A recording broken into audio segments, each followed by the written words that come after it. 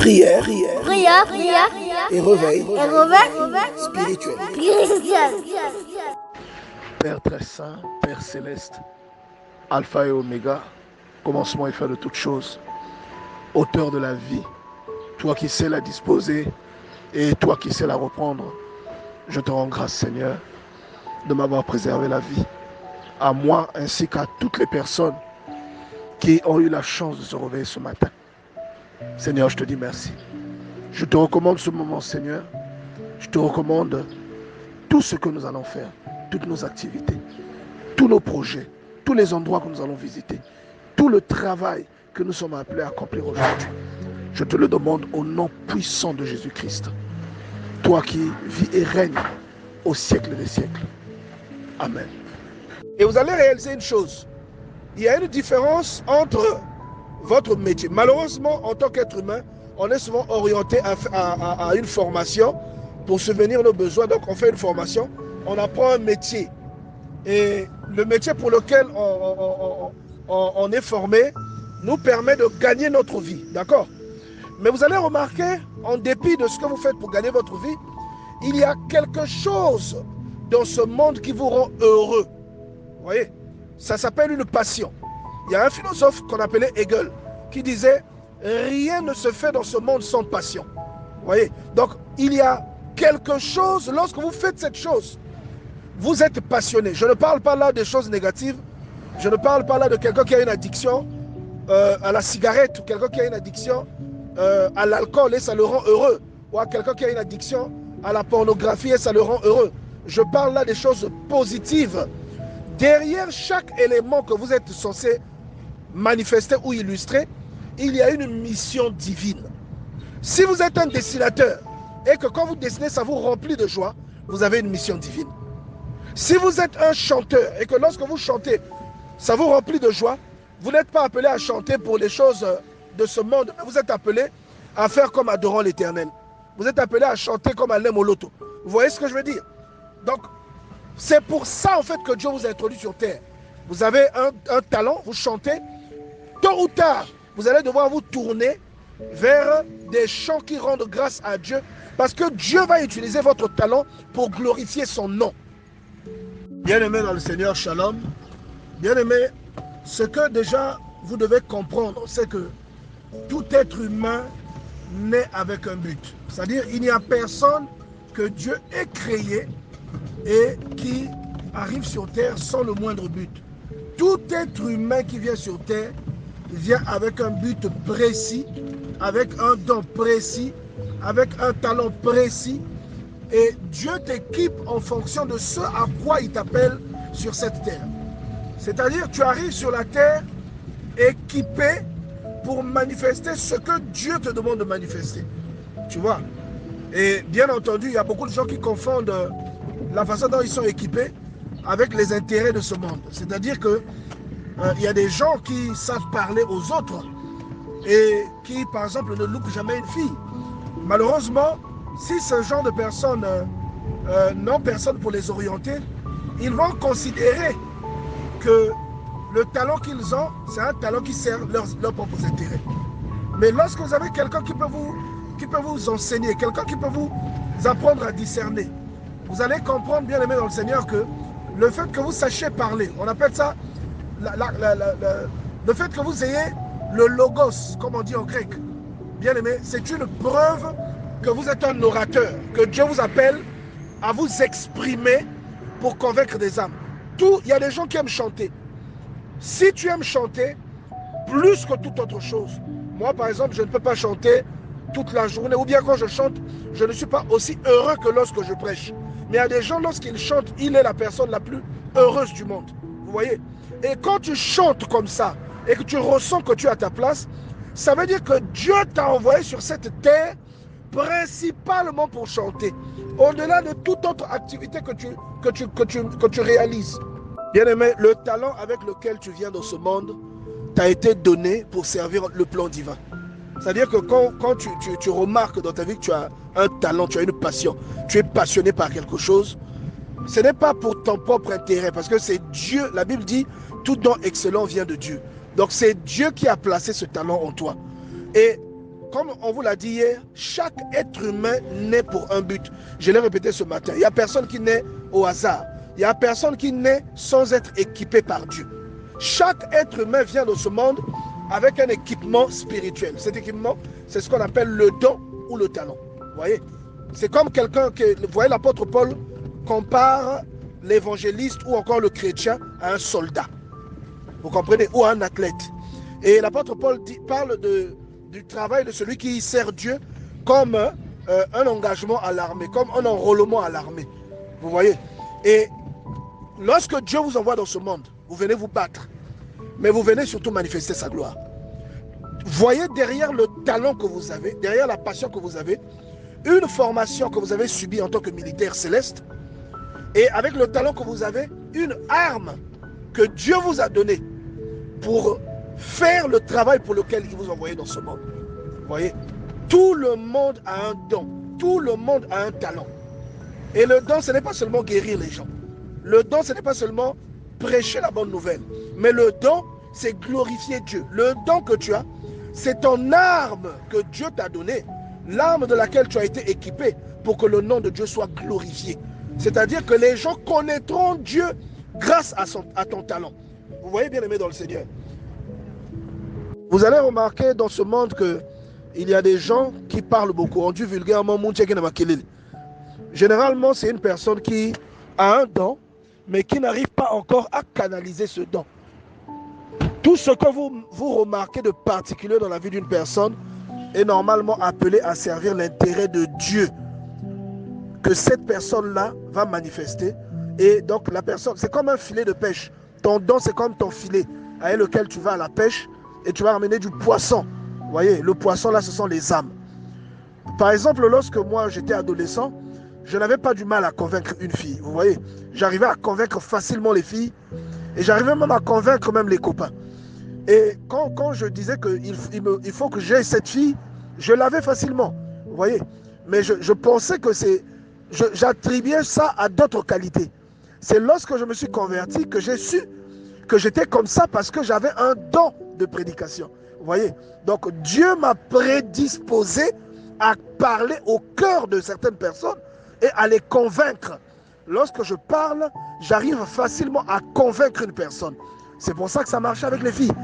Mais il y a des gens qui jusqu'à aujourd'hui continuent à être des dragueurs invétérés et pensent que parce qu'ils draguent les filles, donc ils ont un talent pour draguer les filles.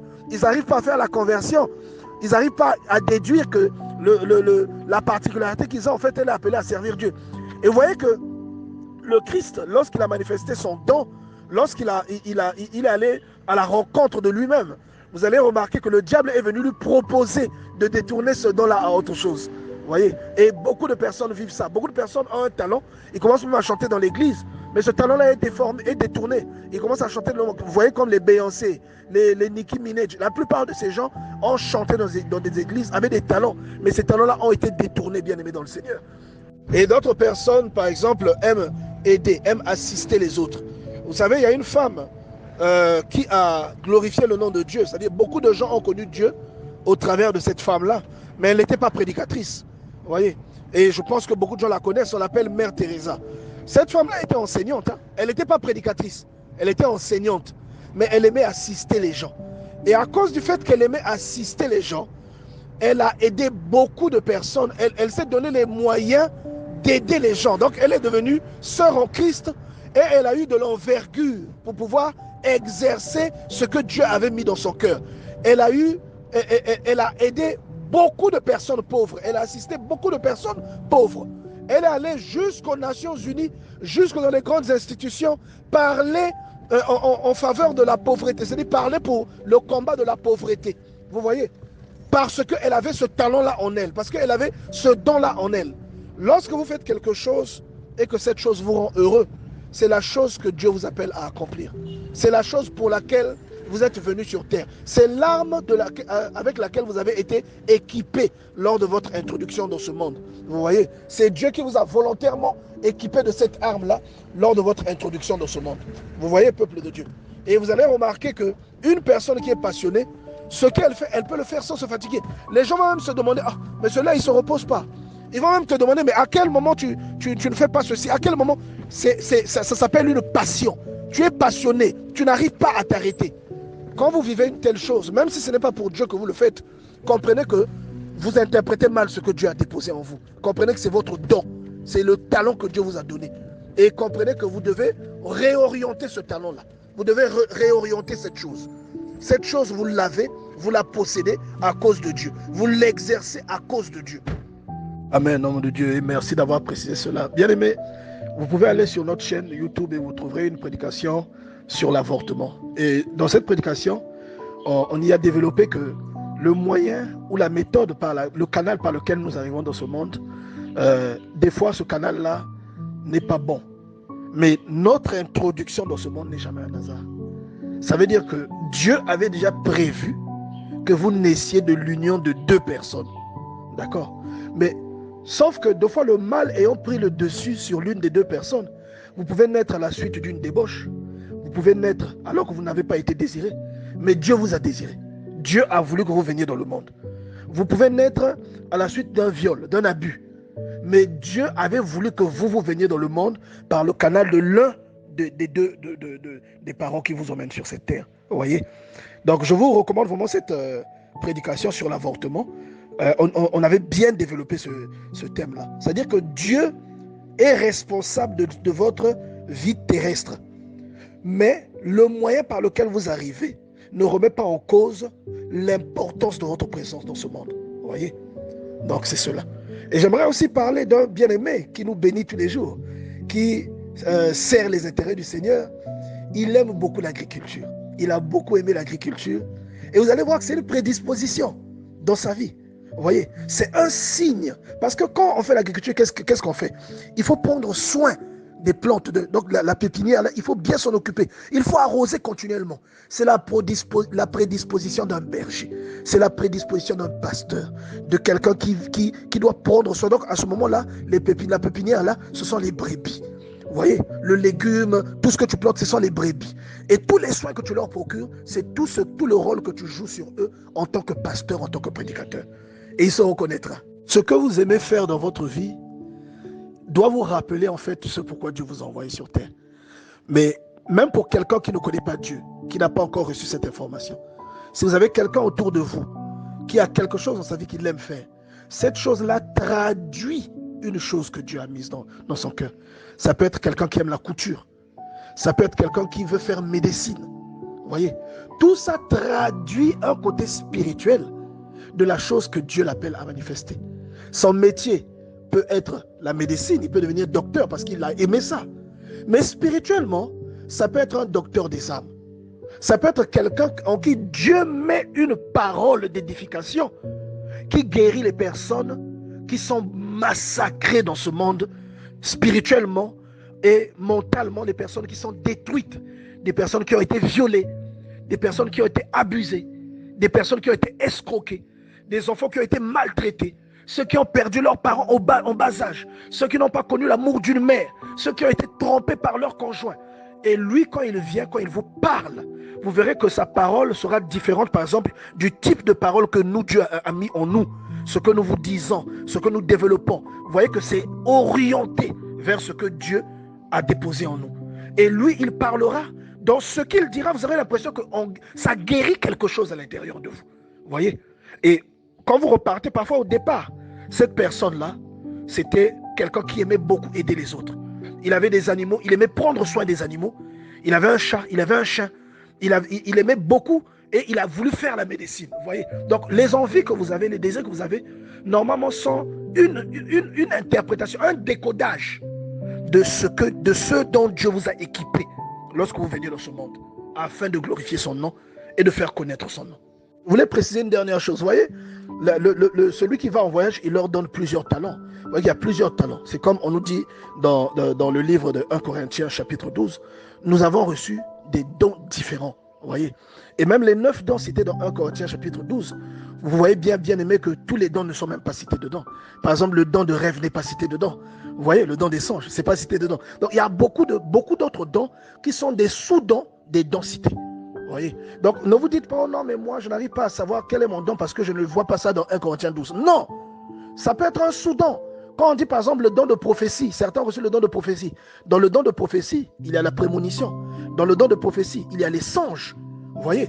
Dans le don de prophétie, il y a la forte intuition. Ça peut être un don. Il y a des gens qui ont une forte intuition. C'est un don.